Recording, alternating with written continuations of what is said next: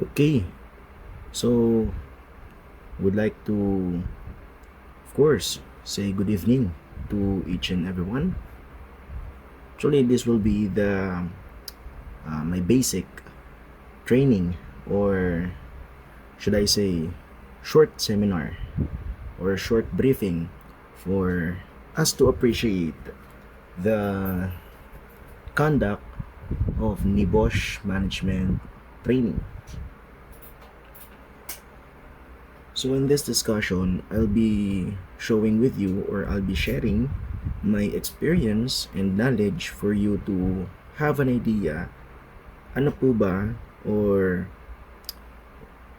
what are the different types of health and safety management system in your workplace, and why is it so important. Okay, so just to give a simple background, in the Philippines, normally we have governance management.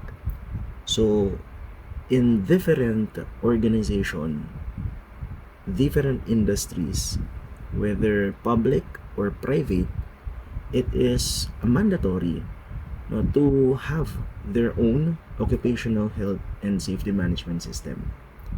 But if we're going to talk about this one, if we're going to talk about the system, normally what comes into your mind, sometimes system is just like our body. Okay, so in our body we have a lot of systems, and each systems are literally interconnected to each other. So if there are any instances that one of your system might fail, with that, then all of the system inside of your body maaring maapektuhan. So it's like just in the organization. Okay, in your organization, of course, you have a lot of department, you have a division, but one goal: for you to satisfy your customer and for you to prevent incompliances like customer dissatisfaction, operational deficiencies, backlog, and delays.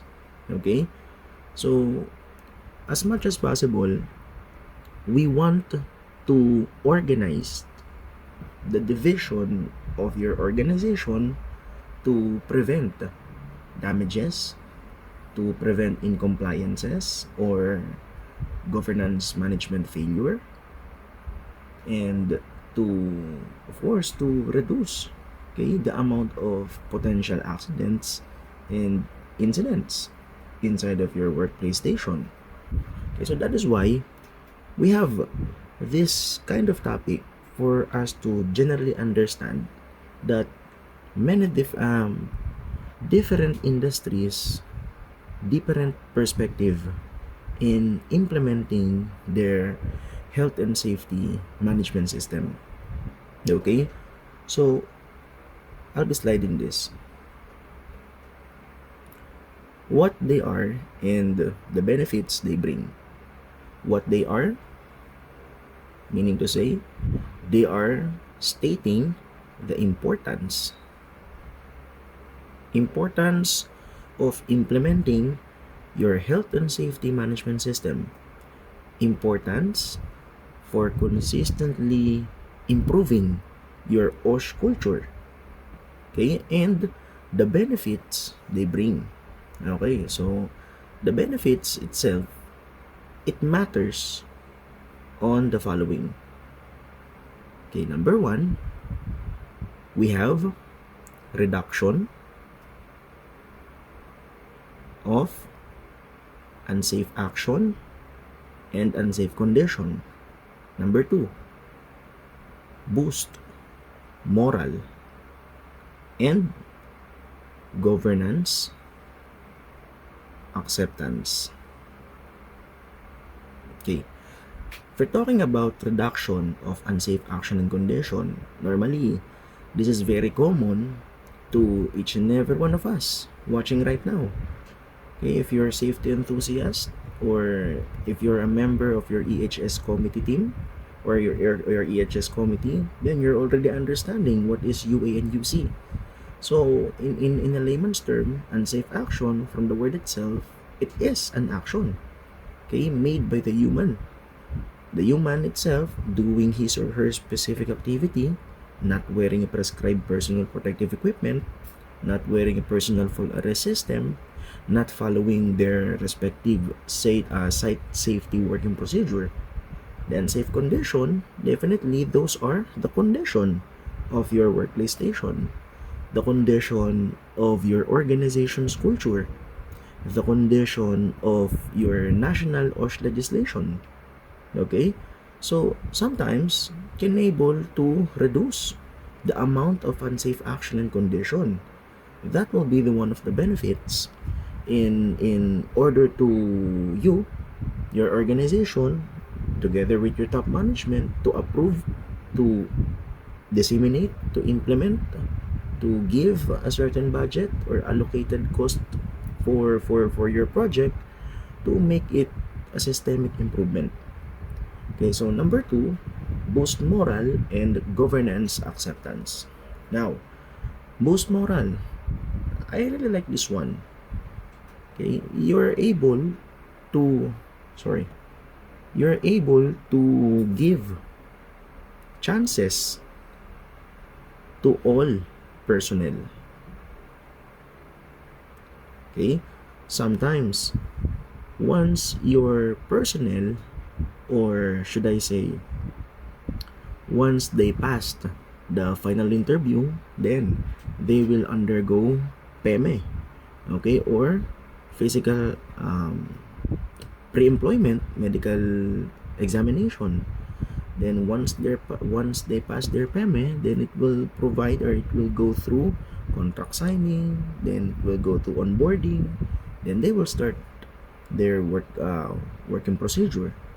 Now, during the time that the worker itself is conducting already their specific responsibility, may mga pagkakataon that the worker itself, hindi na makapag-focus yan. Okay? They cannot be able to jump anymore sa kanilang comfort zone due to, number 1, they have a lot of activities to be done. Number 2, potential pressured or stressed, work-related stress. Okay? There are so many projects to be accomplished. There are specific percentage or performance evaluation on a daily basis. Okay? And there is a lot of documentation proper to be done. There's a lot of record management to be archived or to be monitored.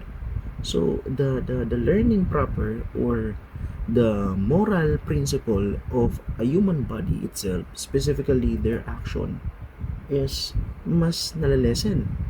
That is why the safety officer is there to give at least a short training or just a simple safety induction for them to have not just only the certification but a continual knowledge, continual improvement of their capability to perform safe and healthy while they are working. Okay? And the next one is we have here the governance. Now, pertaining to governance management, these are very common, especially here in the Philippines. Okay? You know, last time the report, no, that was reported through online and even in television. Okay? The I think 9-story building in Pampanga, no? So there are so many casualties there nung nagkaroon ng structural collapse. Although it is sometimes potential fault by the contractor and even the general contractor who does not provide a consistent and thorough structural monitoring, to not just only the structural monitoring but also in addition hereof providing the estimation management, kung mas tinipid ba nila yung mga materyales kaya nangyari yung ganong klaseng trahedya, no? But if you would notice, there's a lot of potential, there's a lot of incompliances pala pagdating sa safety and health management. Although sabi nga based on the investigation na it is a matter of a structural damage, okay, but if you're already referring to a potential structural damage, for example, your organization has a lot of proactive monitoring management on your safety and health programming. Halimbawa lang, hindi pa nangyayari pero it is potentially na maaaring mangyari yung specific accident or emergency. So what they're gonna do is they will prepare allotted time for them to provide number one, emergency preparedness management and crisis acceptance or crisis management. Okay? So, pertaining on having a proactive intuition by the safety officers and even the EHS committee, no? So, definitely, maiiwasan sana natin na merong mamatay, no? Or magkaroon ng disabling injury, no? Kapag may mga structural collapse or certain crisis like that. Okay? So, doon pa lang nakikita natin, it could be in compliance already to governance management. But, sabi nga natin, in occupational safety and health management system, there is what we called a stress management on a personnel. That is why he or she can't able to continue or to create a program dahil sa kanyang kondisyon. Okay? So, may mga instances pala that the psychological mindset of a person itself, sometimes yun ang nagiging reasons behind of those reactive approach and behind of those unprepared scenarios, okay, or unprepared management. Alright? So, andito lang naman ang governance management for you to comply all the necessary conditions stipulated in your national OSH legislation. Marami tayong national OSH legislation. We have the DO 252 series of 2025 for general OSH management system pertaining to private industry. To be specific, in construction, you have your Department Order number 13 series of 1999 or 1998. Okay? Wherein it is mentioned there under the compliance of DO 13 that your organization shall provide emergency preparedness management. What type of emergency management? Number one, if there will be a suspected, okay, or potentially, magkaroon ng structural damage or structural collapse, then what we're gonna do? We need to prepare. We need to be prepared. All the personnels stay in sa kanilang workplace station. Alam nila kung anong dadalhin, alam nila saan pupunta, alam nila kung paano gagawin. Okay? But as William Heinrich stated, okay, sometimes accident and incident, we cannot be able to eliminate. Okay, but we can control. Okay? That is why our discussion here, to be specific, your OSH management system. Okay? So your OSH management system can able to give you a lot of benefits, but sometimes it can also bring you confusions. Okay? Most likely, if your EHS committee team or your committee cannot be able to stipulated on a basic way on how does the personnel can able to understand that. Okay? May mga pagkakataon that the safety, sometimes malalim ang mga terminologies, yung mga definition, sasabihin nila sa mga manggagawa. Okay, so panatilihin lang po natin nakasuot tayo ng mga PPEs, specifically yung gas mask. Now, the question is, some of us can able to understand what the gas mask is, but some of the personnel cannot be able to understand kung ano ang tinatawag nating gas mask. Okay, so please be careful with that. If we're talking about OSH management system, as we are discussing right now, it's not just always pagalingan, hindi po ganon. Okay? So, sadly, there are many safety officers implementing their OSH management programming in, basically on a proactive way, but yung iba is hindi masyadong maintindihan. Okay? So what we're gonna do right now, I am going to discuss what your safety and health management, what the safety and health management system is. But depends on your organization kung paano natin i-implement yung specific system itself, no, that the top management can able to understand why is it so important for you to buy, no, such things, for you to control or abate, okay, those hazardous events, okay, and to prevent imminent dangers, no.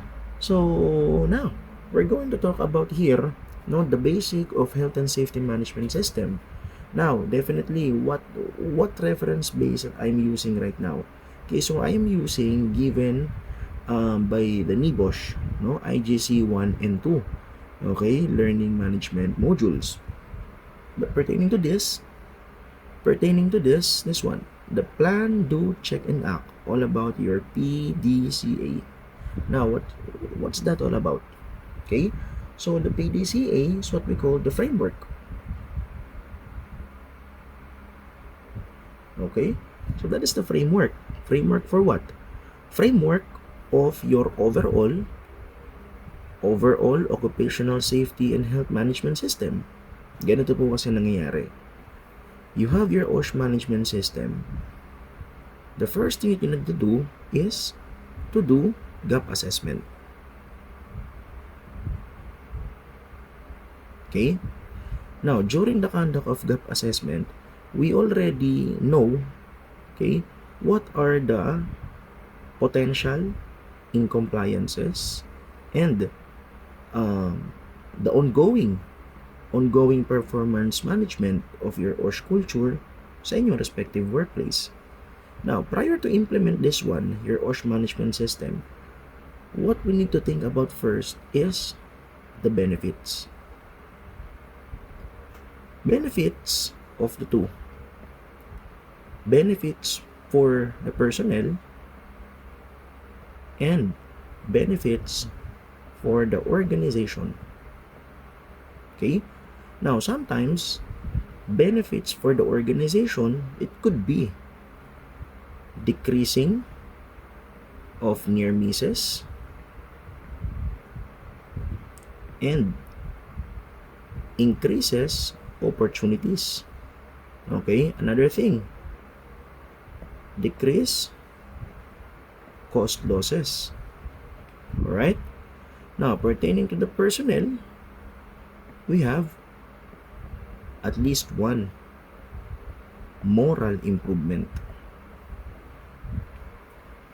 Okay, moral improvement wherein every one of us, personnel, your contractor, visitors, your share and stakeholders, knows, okay, your OSH management principle inside of your organization.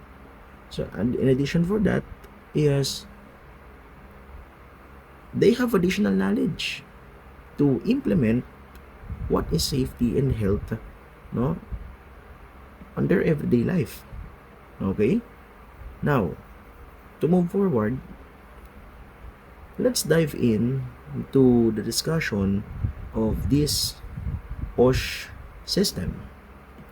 Now, the key element which form a backbone of any OSH management system, whether set by the ISO 45101 2018 and ILO OSH 2001, both of them is what we call the International Occupational Health and Safety Management System legislation. Okay, both of them is what we call the International Occupational Health and Safety Management System legislation. Now, the main purpose on why is it there's a lot of standards, there's a lot of legislation, but why is it that the organization should follow the set standard given by the ISO and by the ILO? Okay, so we all know that the ILO provides international labor management, international labor condition, like for example, giving a chances that all the laborer, okay, will be having a 100% benefits for them while they are working for more than their life, okay, sa kanilang mga employer. In addition for that, ILO promotes occupational health and safety.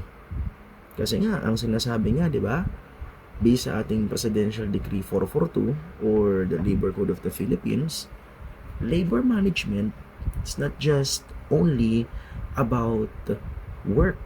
It's not just only about the compensation. No, not just only about for sanitation management. It's all about teamwork. It's all about promoting safety, okay, and health.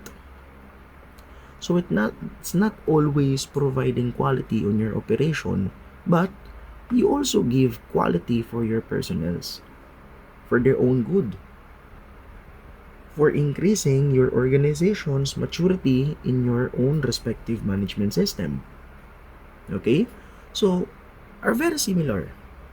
Okay? So, both of them is very similar. Actually, if I'm gonna be reading, okay, in deep lecture, we could probably say that the ILO 2001 has a similarity in ISO 45001, but different framework. The PDCA used by the ISO and other type of framework pertaining from planning, managing, assessing, evaluating, and improvement is for the ILO. Okay, so different framework but one goal, no, to provide safety and healthy workplace, to abate accident and incident, to constantly monitor all those near misses and conduct comprehensive risk assessment. Okay? Now, PDCA principle can be briefly described as follow. Plan, establish the objective, and processes necessary to deliver results in accordance with the organization OSH policy. Okay? So, definitely, promoting your occupational health and safety management system, you need first to establish your policy. Okay? Now, once you establish your policy, so by the way, pag sinabi nating polisiya, ito yung mandato, no? Ano yung nagiging program, no? Ano yung magiging programa mo? Ano yung ipa-i-implement mo, no? What's supposed to be monitored? Okay? Ano yung mga do's and don'ts? So those are what we call policy. Now, once you establish your policy, then you need to jump sa inyong objective or occupational safety and health objective. Now, once you already jump into your objective, then you need to create the following: the safe working procedure, the processes, and induction management. Induction management stipulated the following. Of course, you're able to discuss now, no, the process. You're also able to discuss your safe working procedure. You're also able to communicate your policy. And at the same time, you are also able to report your overall OSH management system. Okay? Now, may mga ibang organization that it's really hard for them to implement safety and health systemic managing. Okay? That is why they're just doing copy-paste, no, sa mga ibang OSH programs that is already ongoing. But lagi po natin tandaan, always remember, no, OSH management system is very unique to each organization. It's not typical. It's not equal. Okay? Although, may mga ibang organization, for example, in the Philippines, we have construction industries. So, definitely, for 1 out of 100, let's say, contractors, so 100 contractors, they are doing construction management. Now, the big question is, does the contractor itself having a same project with contractor 2, contractor 3, contractor 4? No, so different projects yan. That is why the implementation proper of your OSH management system is basically well fitted, no, well efficient, and well functionable, specific in your own organization. Okay? Now, what the lecturer stated about planning is establishing your OSH objective, your OSH processes, PPE process, say working at height processes, emergency management process, confined space management process, permit to work management process. No, so those are generally a process. Now, ano po yung tinatawag nating process management? Process management, refer po yan based on the organization's OSH objective.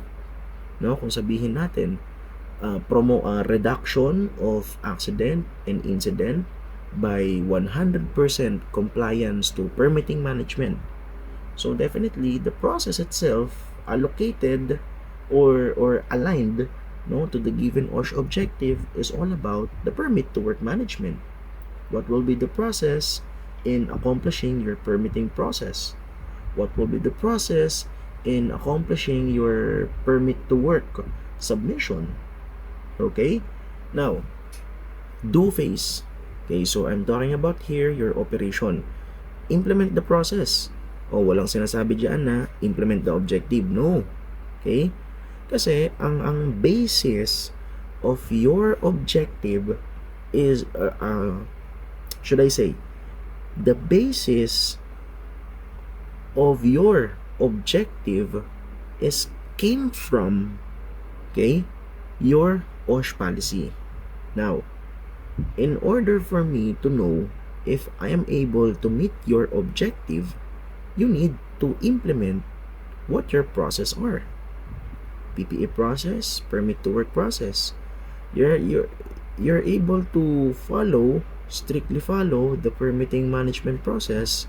Then during the conduct of an audit or monitoring or your operation, I could probably say that you are already meeting your objective because you have your do phase. Okay, your do phase, you implement what? Your processes. Process that is connected into your objective. Marami kasi nalilito dyan. Ano ba yung objective? Ano po ba yung proseso?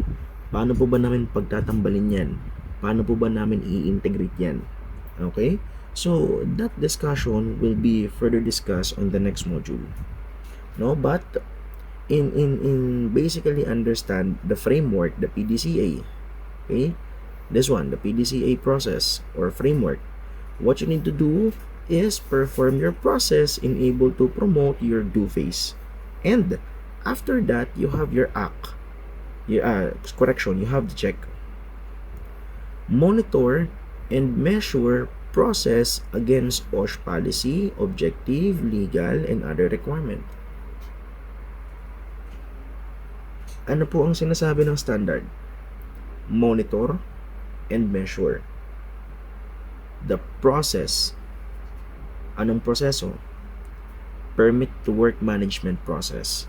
Now, during the conduct of an operation, 2 personnels hindi nakapag-submit, no, ng hindi nakapag-secured, no, ng PTW, and at the same time ang kanilang trabaho po ay compressed gas management monitoring. So we all know that the compressed gas management monitoring and ang laman pa po ng compressed gas na yon or compressed cylinder is sabihin po natin 100% acetylene. No, so definitely I'll be using the following. Number 1, the general working permit. Number 2, even though that is a monitoring management, then I need to secure confined space permit. Kasi papasukin mo yung loob ng tangke. Okay? However, 2 personnels involved on that activity forgot, no, to secure their permit to work system or permit to work file. Okay? The confined space permit the general working permit as well. Okay, so therefore, the process itself ay against dun sa ating OSH policy. Ano ba ang inyong OSH policy? Strictly enforce OSH management or essential OSH management processes. Now, anong process? Permit to work process. Hindi sinunod ng empleyado yung permit to work process, kaya ano nangyari? You measure and you already monitored that the process itself is not being implemented. So, against. Okay? Objective. No? So, hindi nga sila nakapag-submit ng permit to work filing or nakapag-secure as well. So, what will happen sa ating OSH objective? Of course, baka may mga instances na tumaas yung mga near misses. Okay? Tumaas yung unsafe action monitoring mo. Ang sabi mo nga is to prevent having for at least 5% of unsafe action in your organization. But the thing is, may dalawang personnel who did not secure the PTW. So what happened? You already failing your objective based on your monitoring. Okay? Now, the next one, you have the act. Act, definitely take action to continually improve. Two words to be considered. Continually improve. You continue improving your OSH management system by next year, by next month. Kaya nga ang sinasabi ng standard, the PDCA management pertaining to this one, the ISO 45001, is you continuously review your process. Continuously review or monitor your objective. No, baka nagkakaroon ng pagbabago. That is why you need to revise, revisit. No, you need to check. No, you need to evaluate. Then you need to reassess. Okay? Now, to move forward, I'm going to talk about this one with reference to ILO guidelines. So, a while ago, we talked about the PDCA management. Now, to move forward, let's talk about now the ILO guidelines. ILO guidelines on your OSH management system or the ILO OSH 2001. Okay? Now, ano po ba yung mga key elements or what we call conditions, no, for us to understand what are the parameters stated, no, sa ILO OSH 2001. We have number 1, policy or plan. Number 2, we have organizing. Number 3, we have planning and implementing. Number 4, we have check. Number 5, we have action to improve. And that's all. Now, ganito po ang nangyayari. Sa ILO OSH 2001, gagawa tayo ng framework. The ILO OSH 2001 is equivalent to ISO 45001 2015. Okay? So they're both equal. Now, the implementation proper